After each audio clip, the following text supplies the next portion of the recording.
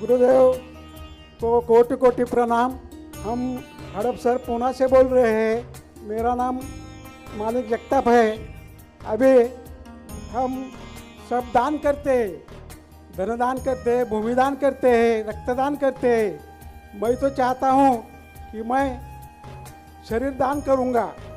शरीर दान करने के बाद कोई धर्म विधि कैसे करेंगे हम?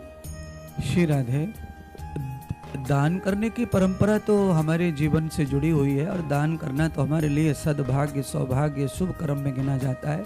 और दान करना हम मनुष्यों का निजी कर्तव्य है। अब दान के बारे में तो ऐसा हम गाते आ रहे हैं, तन मन धन सब तेरा।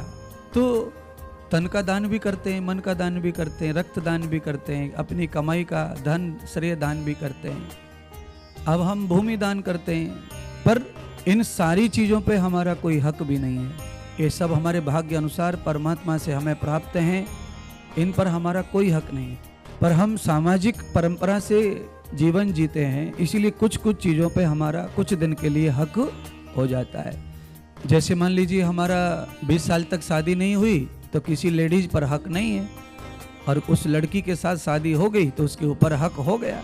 तो हक से हम उससे काम करवा लेते हैं, हक से उसे डांट लेते हैं, हक से आज्ञा कर देते हैं और रूठ जाते हैं। तो ये तब हो सकता है, कुछ समय के लिए हो सकता है, कायम नहीं हो सकता था ये, क्योंकि हमारा वो भी अधिकार नहीं है। पर लोक परंपरा में ऐसे अधिकार हमें कुछ दिन के लिए प्राप्त हो जाते हैं।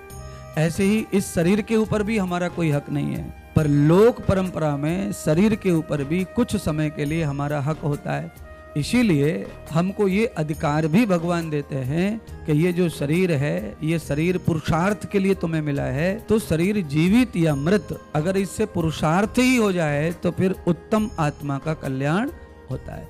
अपने शरीर को जीवित दान कर देना, तो ये तो बलिदान है, और बलिदान का फल तो बहुत बड़ा ही माना गया है। तो अगर आप अपने शरीर को जीवित दान कर देते हैं तो उससे ये होता है कि हमारे विज्ञान है, साइंस है, मेडिकल है, उसको नॉलेज मिलता है, ज्ञान मिलता है, और उस ज्ञान से लाखों करोड़ों लोगों का लाभ होता रहता है। आपके बॉडी के जो ऑर्गन्स हैं वो जल के राख हो जाते हैं, और राख होने के बाद में उससे कोई लाभ नहीं है शरीर से। तो जो शरीर मृत हो जाता है उसके बाद उसका कोई संबंध संसार से नहीं बचता है। अगर मृत देह भी किसी के काम आ जाए तो शरीरधारी आत्मा का उसमें भी पुण्य बढ़ता है। तो देह का दान करना भी उत्तम ही श्रृंखला आती है।